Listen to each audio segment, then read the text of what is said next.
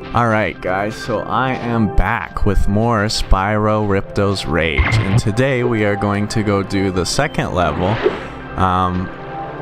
I think it's technically the third level you're supposed to happen across, but I'm gonna do it first because I don't want to learn how to swim yet. So we are going to go do Colossus. This is probably one of the most memorable levels from my childhood, just because it's probably the one I enjoyed the most and did the most. Because like I said in the last episode, I didn't have a memory card. And so basically, this is one of the levels that I remember the best. So something about this game that I think is kind of funny, even though Ripto is like taking over or whatever, he doesn't actually do anything too malicious until like the later half of the game, because he technically can't do anything malicious. We'll see the cutscene why after we beat the first boss, but really once you come to all these worlds, basically they're just having their own problems. Like, they have nothing to do with Ripto. Like here, there's a Yeti terrorizing them, and I don't think like Ripto let in the Yeti or anything. I think it's just because there is a Yeti. By concentrating, I should... These guys are like mystics, monk, Himalaya guys, so they can open doors for you when they do their weird chant. That's very memorable. My wife actually hates that. I showed her this game and she really likes this game. We'll play it sometimes. I think she's on the second homeworld herself, but she hates the like chanting the monk guys do. Oh, I jumped over this fatty. But yes, I think I started to say this in the last episode, but I got distracted by something. When you kill an enemy, instead of them dropping a gem, you'll see like their soul, their spirit, I don't know what you want to call it, like fly out of them. And that's because they're used to activate the power-ups. And so you use those power-ups to do stuff like in this level there are spring power-ups, in other levels there are fly power-ups or super fireball power-ups, and so they're just different ways to boost yourself. And so you can see I have to kill 11 guys to get this one. I've only killed 5. So in order to unlock that ability, I need to kill 6 more enemies. And they just poof to dust. Their spirit goes out, or their soul, whatever you want to call it. Their life energy. I don't want to get religious on it, so call it what you want. Their essence. So yeah. This is kind of the part where I actually have to start commentating what I'm doing, because I'm pretty sure I've ran out of everything to say for this game. I guess I could say that if you haven't noticed already, metal things you have to headbutt or charge, because obviously you can't flame metal because it will just heat up. But like wooden things and enemies, you can flame breath. Now big enemies you can't headbutt because they're too big, so you have to flame breath them. So there's a little bit of thinking when it comes to like what to do with each enemy. Usually though, if they're big, you fire breath them. If they're small, you can charge them, usually because it's quicker. But if you get good at doing a flame charge like this, it's actually quicker to do that. But because some of the enemies you'll bounce off of, like I do with the goats or whatever they're called. Yeah, the goats. But here is actually the end of the level. You can see the Yeti in there, and we are going to go fight him.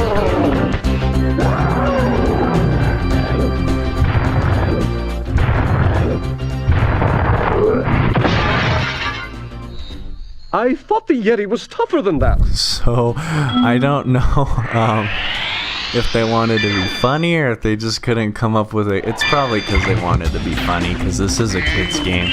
But I think that's really funny that the Yeti just ends up killing himself. Um, oh, I missed those gems. Is this spring thing on? Good, it is. How did I miss those?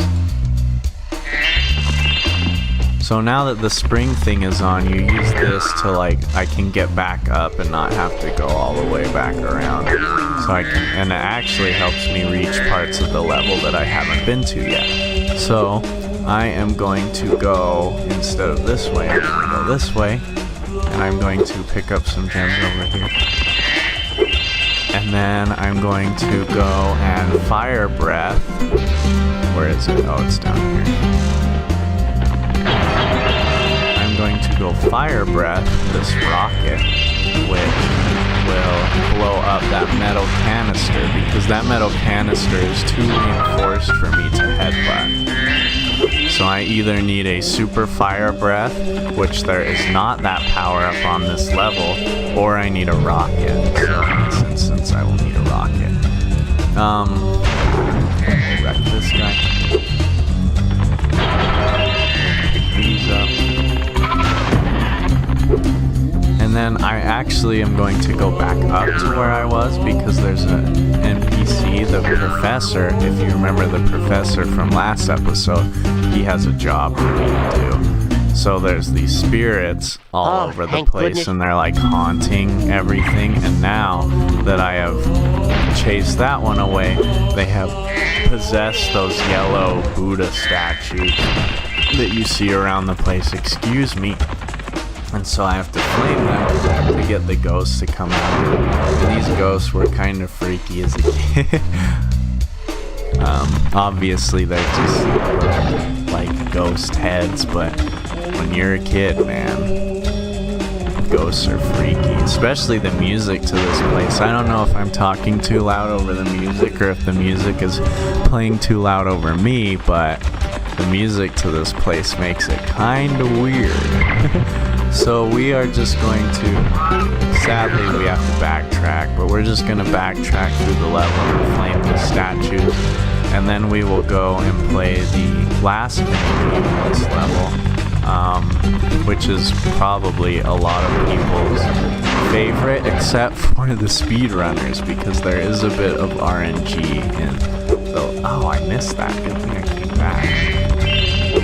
You guys probably saw that, huh? And you're like, what the freak?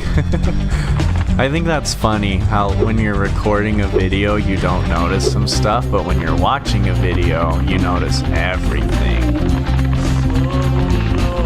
And so, where the heck is my firefly pointing? Or Sparks pointing? Oh, I bet I know where he's pointing. Because he's not pointing up here. I already got all the gems up here. But I guess I should, next time I come to an enemy, I think I've slain all the enemies on this level, but next time I come to an enemy, I will get hurt so I can show you guys how getting hurt works in this game. So we'll go up here, we'll get these, and there's a little stash in here. I think that's supposed to be like the most forbidden one. I think it's supposed to be the last one you find. The gem collecting noise in this game, the firefly noise is kind of annoying, but the gem collection is actually pretty satisfying. You just get a nice little ting. Alright, so we're gonna flame this, and it's gonna teleport us back to the professor. Spyro. But we need to go back to where we were.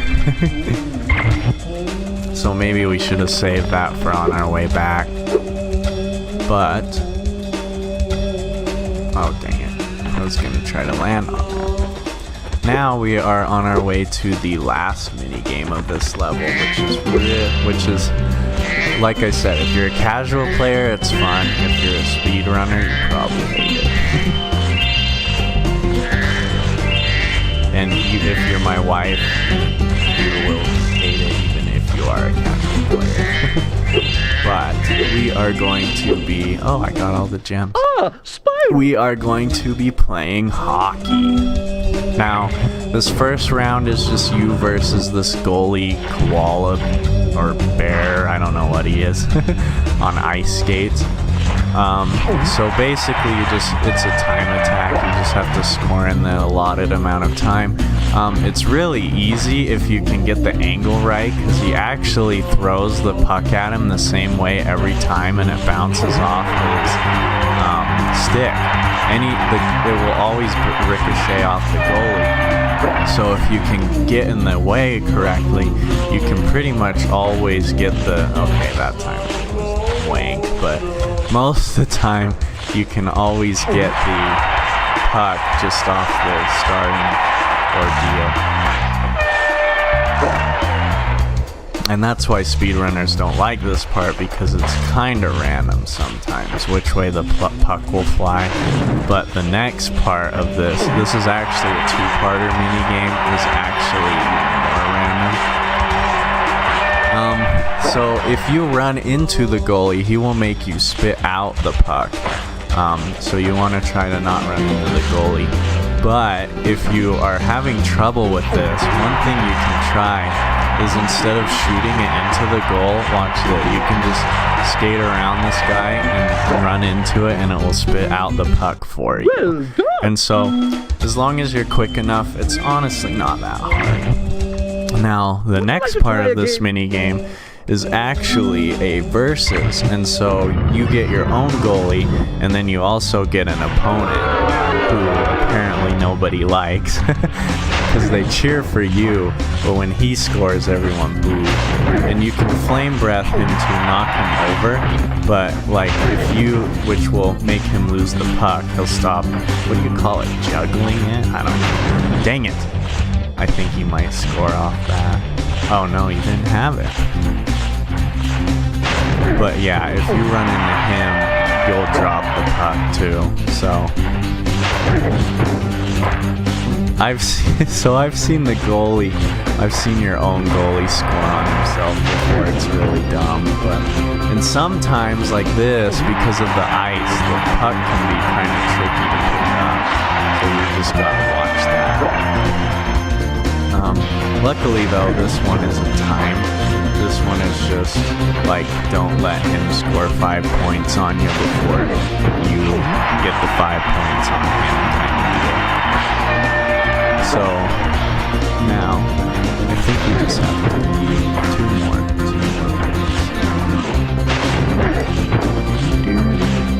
And this game has freaking amazing music. I'm not sure if it's this one. I know one of the Spyros. I think it's this one. The person who did the music was the drummer for, was it the Police? It was some big band back in the day.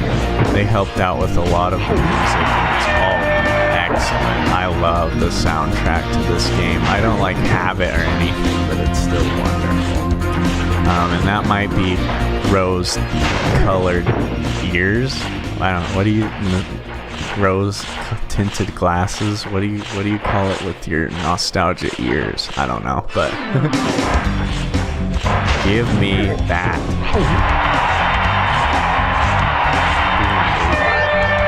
So I got a skill point. So if you do some kind of feats of excellence in this game, like for example, I just scored all 5 points without getting scored on, you will get what is called a skill point, which basically just sends up the butterfly and one of the extra life butterflies, and you get an extra life. And so I think that's pretty cool they put that in. I mean, extra lives aren't too useful if you're experienced, because you hardly die anyways unless you do something stupid. I can't remember the last time I died to the enemies, but you can fall off a lot of things, so that's nice. But yeah, every level has an opening and an exit cutscene. They're all skippable, which is really nice. If you've played the game a lot, you don't have to watch the cutscenes that you've already seen. But most of them are pretty funny, like that, so I don't really mind.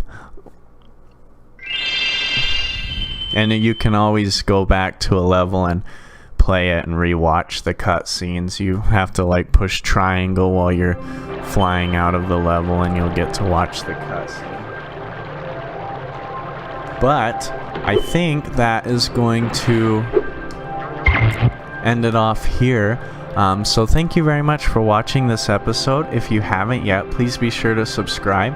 And I hope you guys have a very great day, and I'll see y'all later. Goodbye.